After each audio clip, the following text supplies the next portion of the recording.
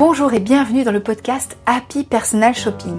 Je suis Maïté Despréaux, personal shopper depuis 13 ans et j'ai le plaisir de vous aider à vous lancer dans cette activité passion. Voici les 4 thématiques que j'ai prévu d'aborder avec ce podcast pour vous aider à vous lancer et à exercer sereinement. Tout d'abord, une partie savoir-faire. Et oui, indispensable, tout ce qu'il faut savoir pour asseoir votre expertise et exercer en tant que professionnel.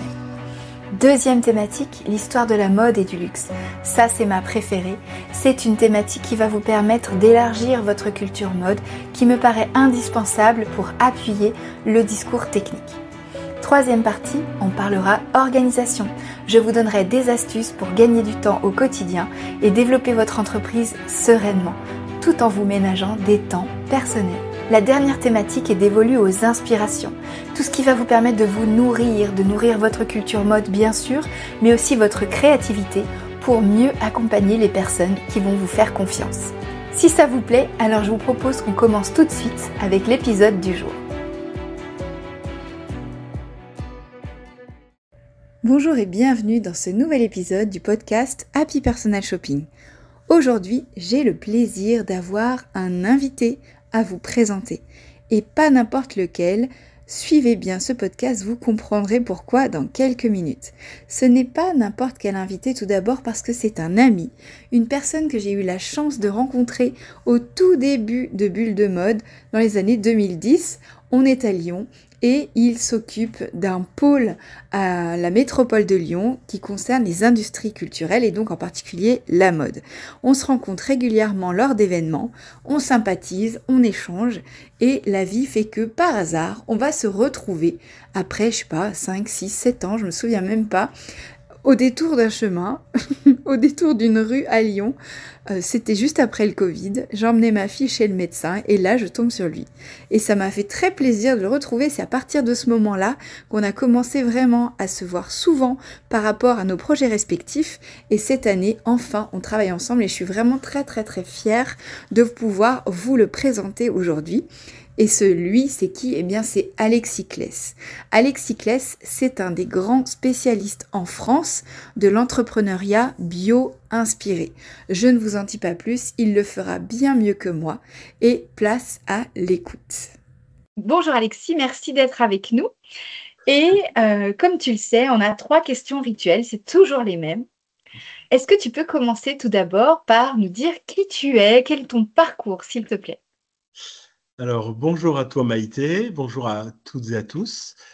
Mon parcours, c'est que j'ai fait plus de 20 ans comme développeur économique territorial. Je ne sais pas si c'est un métier qui parlera aux gens, mais en gros, je travaillais dans les collectivités locales, mais aussi chambres de commerce, pour travailler à rendre attractifs les territoires et aider les entrepreneurs à créer, développer leur entreprise sur un territoire.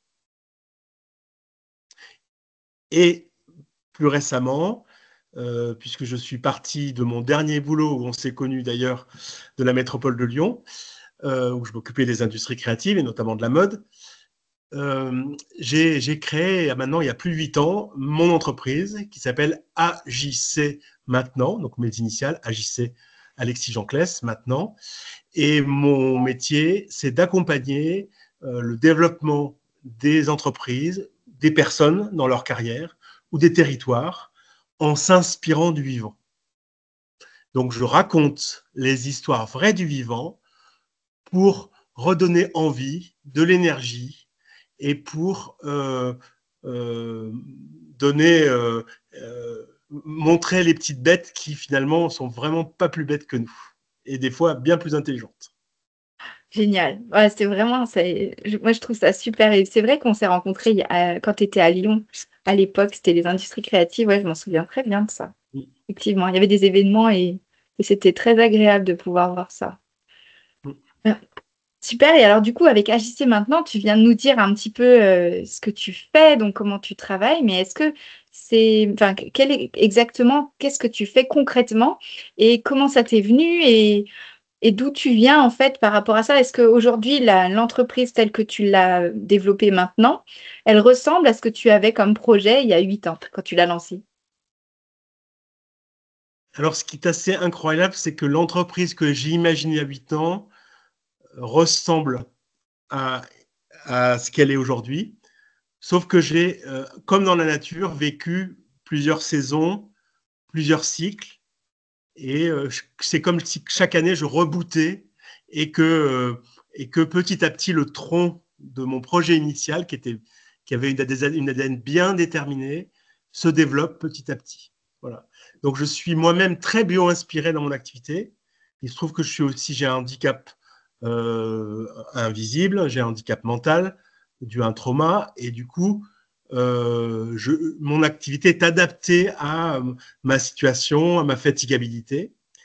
Et pourtant, mon entreprise se développe et elle se développe parce qu'en fait, je porte mon projet dans mes tripes. En fait, je crois que c'est mon secret entrepreneurial. C'est qu'en fait, j'ai beau avoir des problèmes comme tout le monde en a, mais ce que je fais, je l'ai dans les tripes. Et deuxième chose, qu'est-ce que je fais concrètement pour mes clients? Par exemple, quand je fais de l'accompagnement de dirigeants ou de l'accompagnement de cadres, eh bien, je vais soit effectivement, je suis très intuitif et je vais chercher des histoires à raconter. Euh, Par exemple, j'ai eu un client à un moment donné qui était vraiment très très rapide dans sa manière de travailler, mais qui avait plein de problèmes dus à sa rapidité.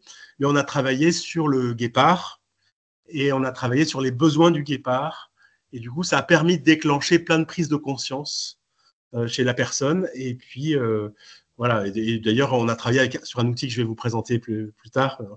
Voilà. Et quand je fais l'accompagnement d'équipe, donc je fais une écoute client et je vais chercher un système naturel qui va faire écho à ce que vit l'équipe, c'est-à-dire une entreprise qui se développe très rapidement, je vais aller mobiliser les fourmis. Une entreprise qui a une équipe qui est un peu rigide, je vais mobiliser un scientifique pour parler des loups. Un collectif d'indépendants, je vais leur montrer comment font les chats qui sont indépendants comme eux et qui pourtant coopèrent et comment ils coopèrent. Voilà. Donc, je ne cesse de raconter des histoires. Et pourquoi je fais ça? Parce que ça marche. Et que des fois, comme on dit, un dessin vaut 1000 mots, mais une bonne histoire, ça marche bien aussi. Et donc, tu es incollable sur les animaux. Comment est-ce que tu fais pour devenir incollable sur tout ça? Alors, je travaille les scientifiques, j'écoute beaucoup ce qu'ils font. Je prépare aussi j'ai un événement grand public auquel tout le monde, d'ailleurs, vous pouvez participer et avoir l'info en vous abonnant sur mon site internet et à la newsletter. J'ai un événement 2 fois par an et en préparant, je deviens incollable. Enfin, voilà, pas incollable parce que même les scientifiques, on les découvre tous les jours, mais je pense que j'en connais plus que la plupart parce qu'à force de travailler sur les mêmes. Voilà. Et puis, ce qui fait rire mes amis, c'est que je ne regarde jamais de reportage sur les animaux le week-end parce que c'est le week-end. Voilà. À la semaine. Extra. Voilà. Et oui, c'est du Effectivement, travail, quoi. voilà, c'est du travail pour moi. Et effectivement, je prends mon pied parce que je me retrouve avec un spécialiste du castor à prendre un café. Et c'est mon travail de l'écouter, de noter et puis de voir dans ma tête tout ce qui va être inspirant pour l'entreprise ou pour les entrepreneurs ou pour les entrepreneureuses. Ça marche. Déjà, j'adore le mot entrepreneureuse. Je crois que je vais te le repiquer. C'est pour ça. Et Alexis, on a un petit secret, toi et moi, à partager avec les auditeurs. Ah C'est que bon? là, on est en train de préparer une masterclass le jeudi 19 décembre. C'est vrai. Est-ce que tu peux nous en parler un petit peu? Écoute, tu m'as demandé de faire de la bio-inspiration pour les personnes qui te suivent. Et effectivement, dans la mode les fonds d'écran, ton fond d'écran naturel peut donner une piste à nos auditeurs et nos auditrices. Euh, dans la mode, on s'inspire beaucoup des fleurs, des motifs floraux pour les robes, voilà, pour les habits. Eh bien, je vais vous proposer de vous raconter les stratégies des fleurs, qui sont des stratégies donc développées avec des millions d'années de R&D pour attirer les bons insectes. En fait, un certain nombre de fleurs, elles ont des stratégies pour attirer les bons insectes, parce qu'il y a plein d'insectes qui ne les intéressent pas. et des insectes qui les intéressent beaucoup, beaucoup, beaucoup pour assurer leur pollinisation et pour assurer finalement le développement de leur activité de fleurs. Et voilà, c'est ce que je vais vous proposer. Je vais vous raconter les différentes stratégies des fleurs. Et donc, nous, on va pouvoir voir comment est-ce qu'on peut adapter ces stratégies pour attirer nos clientes, conseillères en images ou personal shopping à Voilà. nous. Alors, moi, en bio-inspiration, je ne sais jamais ce qui va se passer dans la tête des gens à qui je raconte. Et je déteste, c'est un peu mon côté HPI, je déteste dire aux gens ce qu'ils doivent penser. Donc, je ne vous dirai pas ce que vous devez penser. Je vais vous raconter des histoires et je vous proposerai, si on a le temps, ou au moins les questions que je fais poser à mes clients pour que le chemin se fasse en vous petit à petit et que vous reteniez des choses pour que vous dites, bah, moi, il y a telle fleur qui m'inspire particulièrement et je pourrais copier sa méthode. Voilà. Génial. Ah, écoute, j'ai hâte. J'espère que vous avez bien noté, chers auditeurs. Donc, c'est le 19 décembre. Les personnes qui nous regardent aussi sur YouTube, pour y accéder, c'est très simple. Il suffit tout simplement de rejoindre la communauté Odyssée. Donc, en cliquant sur le lien, c'est 49 € par mois. Et si vous voulez bénéficier de cette masterclass, il faut tout simplement que vous soyez membre de la communauté avant le 15 décembre pour pouvoir participer. Donc, c'est maintenant qu'il faut agir. Agissez maintenant, n'est-ce pas? Et cliquez sur le lien pour pouvoir donc vous abonner à la communauté. C'est une communauté qui va vous permettre de bénéficier donc des masterclass comme celle d'Alexis, avec le replay si vous n'êtes pas disponible, mais aussi d'un accompagnement chaque mois pour faire le point où vous en êtes de votre activité en collectif et donc avec des points formation en fonction de vos besoins chaque mois et un accès à une communauté de femmes bienveillantes, talentueuses et motivées comme vous pour pouvoir être bien entouré dans la création et le développement de votre activité de conseiller en image ou de personal shopping. Bon, on a fini le moment pub. Alexis, qu'est-ce que Très, tu... très bien. Ah bah écoute, merci pour les infos. En tout cas, j'ai hâte d'être ce 19 décembre. Donc, toutes les infos vous parviendront par mail, bien entendu. Et pour terminer cette petite interview, est-ce que tu veux bien nous partager avec nous plutôt, un des outils que tu ne pourrais plus aujourd'hui mettre de côté et qui t'est devenu indispensable? Alors oui, tout à fait. En fait, j'utilise pour moi, parce qu'en fait, beaucoup de choses que je transmets à mes clients, c'est des choses que j'ai expérimentées moi et qui sont essentielles à mon activité. Et ensuite, quand je les ai vécues, bah, je leur transmets. Et en général, quand j'ai bien compris leurs besoins, bah, ça fit bien et donc les gens sont contents de les découvrir. Et en fait, moi je l'appelle un peu trivialement la matrice euh, effort, pognon, plaisir, résultat. Euh, donc, en fait, vous mettez dans une matrice les différentes activités professionnelles que vous avez. Et donc, dans les colonnes, vous allez mettre donc effort. Est-ce que, par exemple, telle activité vous demande beaucoup d'efforts? Et je ne sais pas, faire de la comptabilité, souvent, ça demande beaucoup d'efforts pour les gens. Voilà, donc là, vous mettez, alors je ne me rappelle plus dans quel sens, mais vous mettez 10 si ça vous demande beaucoup d'efforts et 1 si ça ne vous demande pas du tout d'efforts. Et puis après, ben, vous rajoutez le pognon. D'ailleurs, est-ce que ça rapporte de l'argent ou pas? Il y a des fois des choses qui vous demandent beaucoup d'énergie, mais qui rapportent beaucoup de pognon. Et du coup, ça vaut le coup. Et dans ce cas-là, si ça rapporte beaucoup de pognon, vous mettez 1 à 10 toujours. Voilà. Ensuite, le plaisir. Voilà. Quel plaisir vous avez à faire les choses? Est-ce que est-ce que vous prenez votre pied? Moi, je sais que quand je fais de la bio-inspiration, je prends mon pied. Donc, le plaisir, je suis à 1 sur 10. Enfin, c'est inversé. Hein. Voilà. Et puis, l'impact.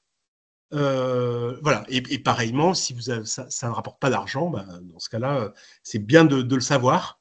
Mais la matrice, elle est faite de différents éléments, ce qui fait que parfois, il y a des choses qui vous demandent peu d'efforts, qui rapportent beaucoup d'argent.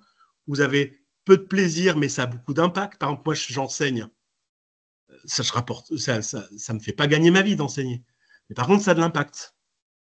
Voilà. Donc, du coup, ça permet de corréler les différents éléments. Donc, dernier élément dans la colonne impact. Et du coup, ça permet de trier toute votre activité. Et finalement, moi, avec mon handicap, ça m'a permis de me recentrer sur les activités essentielles et d'abandonner, donc de dire stop, de dire non. Ça, c'est un gros défi pour nous, entrepreneurs et entrepreneureuses, ça permet d'arrêter des choses qui demandent de l'effort, rapportent pas d'argent, n'ont pas d'impact et qui nous apportent pas de plaisir. Donc ça, on les laisse à ceux qui, et la nature est bien faite, à ceux qui trouveront du plaisir et qui seront contents de faire ces activités. Ok, donc si j'ai bien compris, génial. Donc en fait, tu as 4 points sur lesquels tu classes les activités. Si c'est très fort, c'est 10. Si c'est pas fort, c'est 1. Donc si tu prends beaucoup de plaisir, c'est… C'est l'inverse, c'est l'inverse. Ah, donc c'est 10 si tu prends beaucoup de plaisir, c'est 10 si tu gagnes beaucoup d'argent, c'est 10 aussi si tu as beaucoup d'efforts. Comment ça marche? C'est pas grave. Classez comme vous voulez. Moi, je les classe quand j'ai beaucoup de plaisir, je mets 1. Et quand j'ai pas du tout plaisir, je mets 10. Voilà. Donc, d'accord. Il faut simplement être cohérent dans votre manière ensuite de trier. Voilà. Faites ce qui a du sens pour vous. Et après, tu les classes en fonction des résultats. Et après, tu les classes. Voilà. Ok. Ça te donne après, il y a d'autres gens qui préfèrent mettre des cœurs. Si vous mettez 3 cœurs, 1 cœur, 2 cœurs, voilà. Chacun fera comme il veut, mais en tout cas, cette manière de faire peut-être, moi, m'a beaucoup aidé ensuite à faire ce travail de tri de mon activité, d'écouter finalement, parce qu'on a beaucoup de mal à s'écouter, d'écouter ce qui résonne beaucoup en nous et ce qui a un impact et aussi là où les gens sont prêts à nous payer en fait pour ce qu'on fait bien. Et ensuite, en fait, ça permet de resserrer son activité, de travailler sur ses prix et tout ça, c'est ce sur quoi les gens pourront travailler avec toi et je te laisse la suite. Génial. Super. Ben, écoute, merci beaucoup, Alexis. Notre entretien touche à sa fin.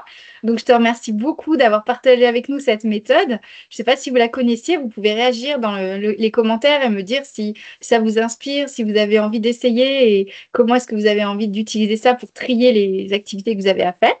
En tout cas, on va remercier beaucoup Alexis. Je ne sais pas si tu as le mot de la fin, si tu as envie de partager quelque chose.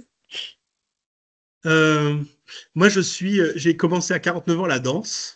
Et j'avais envie de parler de ça, je ne sais pas pourquoi.